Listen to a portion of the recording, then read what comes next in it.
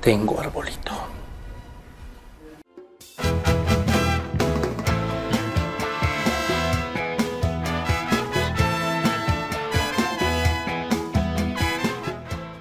Amigos de Biblia Libre, ¿cómo están? Mi nombre es Edgar Escobar, bienvenidos. Y bueno, tengo que decirles que sí. Sí. Tengo un árbol de Navidad. Pero un momento, antes de que me condene, me mande para el infierno y me diga pagano, deje por lo menos que argumente. Este es un tema polémico durante años, incluso los mismos reformadores tuvieron la polémica alrededor de esto. Voy a dar mi punto de vista basado en las escrituras, en la lógica y la razón para poder explicar. Ahora, el origen del árbol de Navidad. ¿Cómo surgió? ¿Es pecado tener árbol de Navidad? ¿Me condenaré, me iré al infierno si decoro un arbolito y lo pongo en el centro de la casa? ¿Estoy adorando a algún dios pagano si hago eso? Bueno, eso es lo que veremos en el día de hoy. Podríamos decir que la mayoría de los historiadores están de acuerdo en que el origen del árbol de Navidad se remonta a Alemania. Pero los que están en contra del árbol de Navidad dicen sí, pero los germanos obtuvieron esa tradición de los babilonios y los babilonios obtuvieron esa tradición de los egipcios. Y todo esto viene alrededor de una antigua leyenda babilónica que habla de un árbol de hoja perenne, el cual brotó de un tronco muerto. El viejo tronco simbolizaba a Nimrod muerto. El nuevo árbol de hoja perenne simboliza que Nimrod había vuelto a la vida en Tammuz. Entre los druidas el roble era sagrado, y entre los egipcios era la palma, y en Roma era el abeto, que decoraban con cerezas rojas durante la Saturnalia. Si ve, todo esto tiene un origen pagano, todo esto viene de viejas tradiciones babilónicas. Nimrod, Tammuz, toda esa gente es mala, perversa, y todo eso lo celebra usted cuando llega el árbol de Navidad y lo decora en su casa, hermano. Usted predicando la palabra y atrás con un árbol. Ustedes no saben cuánta gente me ha dicho eso. ¡Ay, predicando y tiene un árbol de Navidad! Y hacen todo un escándalo. Bueno, otros argumentan en Jeremías capítulo 10, verso 1 al 16. Y dicen que prohíbe cortar árboles y decorarlos, como lo hacemos en Navidad. Sin embargo, cuando usted mira el texto, eso no es lo que el texto dice, sino que Jeremías establece la prohibición de ídolos hechos de madera, que después los cubren de plata y oro para luego adorarlos. Yo no he conocido a la primera persona, ni protestante ni católica, que adore el árbol de Navidad, la verdad. Ni romanista ni protestante. Ninguno. Pero bueno, por eso es que creo que ninguna de estas posiciones tiene un vínculo real con el árbol de Navidad. Vamos a contar la verdadera historia. La verdadera historia del árbol de Navidad. Si es que se puede decir así, hay varias historias de su origen. Sin embargo, la que parece más posible nos remonta a mediados del siglo VIII en Alemania, donde había un evangelista que se llamaba Bonifacio. Bonifacio había estado predicándoles a los alemanes, y sin embargo, cuando él regresa de un viaje a Roma, encuentra que todos los druidas seguían allá con sus árboles en adoración a sus dioses paganos. Los druidas celebraban el cumpleaños de Frey, dios del sol y de la fertilidad, adornando un árbol perenne cerca de la fecha de la Navidad cristiana. El árbol tenía el nombre del divino Yggdrasil, árbol del universo, en cuya copa se hallaba el cielo Asgard, la morada de los dioses, y el Valhalla, el palacio de Odín, mientras que en las raíces profundas se encontraba el Helheim, o reino de los muertos. Bonifacio, al ver esta cosa mezclada y mentirosa y todo este paganismo, lo que dice la historia es que toma un hacha y él le da un golpe al árbol, y según algunas leyendas viene un viento y lo tumba. Hasta ahí es lo que conocemos. Él estaba completamente en contra de la adoración a los árboles. Quería cambiar el significado de eso y entendió que la naturaleza había sido creada por Dios, y que incluso en la palabra de Dios los árboles, el árbol de la vida específicamente, que aparece en el libro de Génesis y aparece en el libro de Apocalipsis, nos habla de Jesucristo. Todo aquel que toma del árbol de la vida tendrá vida eterna. ¿Por qué fueron expulsados a Adán y Eva después de comer del árbol del conocimiento del bien y del mal? Pues porque dijo Dios: antes de que coma del árbol de la vida y viva para siempre. El árbol de la vida es Jesucristo. Cuando consumimos del árbol de la vida, que es Cristo, vivimos para siempre, tenemos vida eterna. Entonces los árboles no tienen exclusividad, no tienen copyright, no tienen exclusividad de manejo o de uso de los paganos. Para nada, fueron creados por Dios. ¿O es que el diablo creó los árboles? El diablo hizo los árboles decorados. Derechos de autor del diablo. Sí, derechos de autor de las religiones paganas.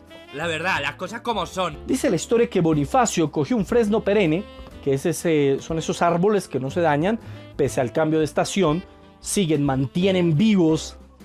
Mira el simbolismo que tiene eso. Y lo puso en lugar de aquel árbol que él había cortado. Otras versiones dicen que cortó todos los árboles alrededor y puso solo ese, como simbolizando solo Cristo, solo el árbol de la vida, ningún otro, solo Cristo.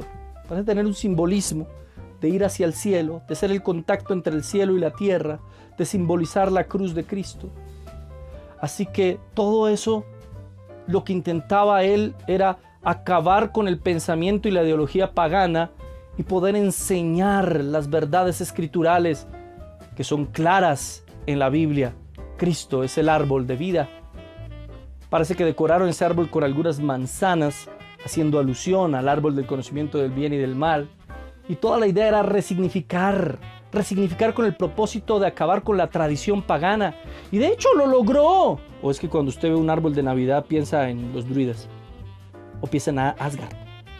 ¿O ve el árbol de Navidad y usted está diciendo, ay, esto nos lleva al Valhalla? ¿O ve un árbol de Navidad y usted piensa en Tammuz o en Nimrod? ¿Quién piensa en eso? ¿Quién? ¿A quién le importa? Usted ve un árbol de Navidad y ¿qué es lo primero que piensa? Cristo murió. Cristo nació, Cristo murió. Cristo es el árbol de la vida. Llegó la Navidad y es la celebración del nacimiento de Cristo. Entonces, ¿sí nos lleva a Cristo? Sí nos lleva a Cristo.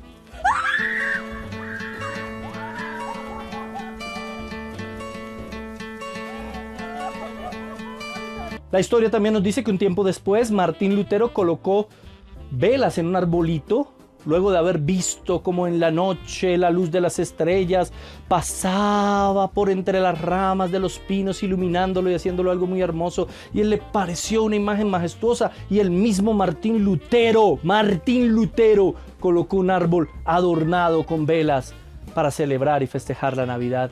No, hermano. No, son costumbres paganas. Usted está celebrando la Nimrod. Usted está haciendo algo que no dice la Biblia. No dice la Biblia. Pagano. Pagano hacerle caso. En serio.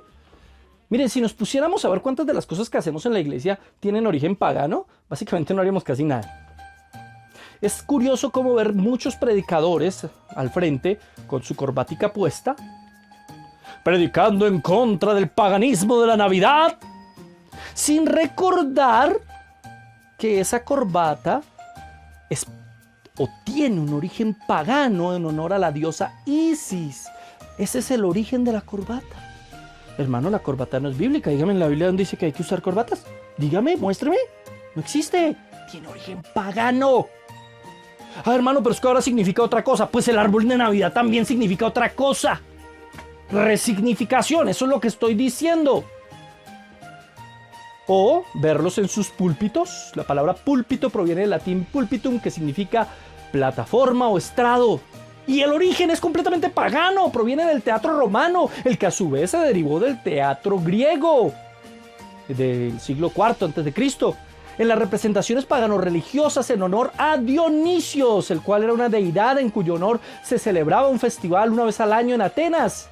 Ese festival iba acompañado de ritos paganos que incluían el vino, la fornicación a Dionisio, y se le asociaba particularmente con la uva, el toro, el macho cabrío, por ejemplo. Y ya sabemos lo que simboliza.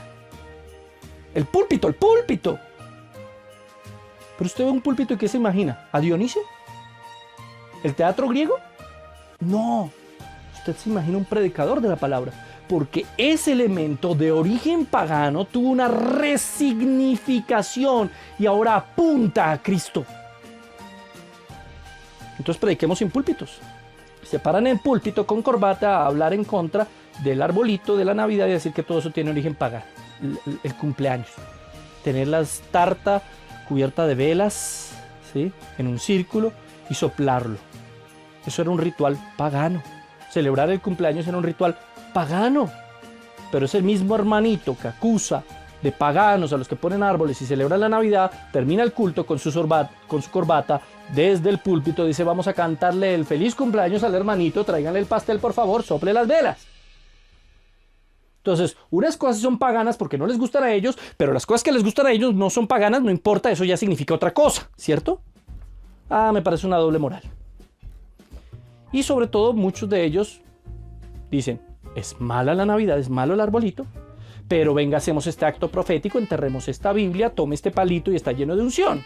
Entonces los actos proféticos sí no tienen nada de malo, eso sí no es nada de pagano, eso sí no es nada de brujería, pero un arbolito de Navidad es del diablo.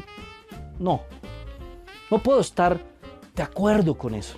Pero hay un ejemplo bíblico con el que quiero cerrar y que se acomoda perfecto a esto que estoy hablando. Primera a los Corintios capítulo 10, verso 23 al 33 dice lo siguiente: todo me es lícito, pero no todo me conviene. Todo me es lícito, pero no todo edifica. Ninguno busque su propio bien, sino el del otro. De todo lo que se vende en la carnicería, comed, sin preguntar nada, por motivos de conciencia. Porque del Señor es la tierra y su plenitud. Si algún incrédulo os invita y queréis ir, de todo lo que os ponga delante, comed, sin preguntar nada por motivo de conciencia. Mas si alguien os dijere, esto fue sacrificado a los ídolos, no lo comáis, por causa de aquel que lo declaró, y por motivo de conciencia, porque del Señor es la tierra y su plenitud. La conciencia, digo, no la tuya, sino la del otro. Pues ¿por qué he de juzgar mi libertad por la conciencia del otro? Y si yo con agradecimiento participo, ¿por qué he de ser censurado por aquello de que doy gracias? Si pues coméis o bebéis o hacéis otra cosa, hacedlo todo para la gloria de Dios. No seáis tropiezos ni a judíos, ni a gentiles, ni a la iglesia de Dios, como también yo en todas las cosas agrado a todos, no procurando mi propio beneficio, sino el de muchos, para que sean salvos. Mire el ejemplo que está dando aquí Pablo. Pablo dice, todo es lícito, no todo conviene. Pero no todo conviene ¿en qué sentido? ¿En que yo coma algo y haya sido dedicado a los ídolos y ay, no me convino porque fue dedicado a los ídolos? No todo conviene porque yo puedo comer algo que ha sido dedicado a los ídolos y de pronto un hermano que es más débil en la fe me ve y dice, ay, el hermano está comiendo algo dedicado a los ídolos. Entonces yo prefiero, no lo voy a comer por la conciencia de mi hermano. El centro del texto radica alrededor de pensar en el beneficio del otro antes que el propio.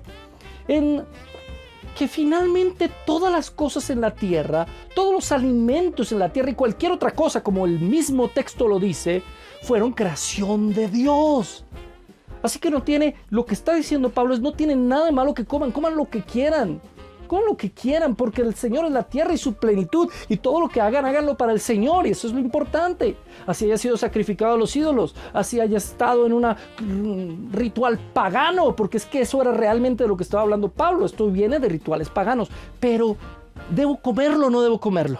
¿En dónde radica? Lo que Pablo está diciéndoles no importa. Cómalo o no lo coma, pero lo que haga, piense en el otro antes de hacerlo.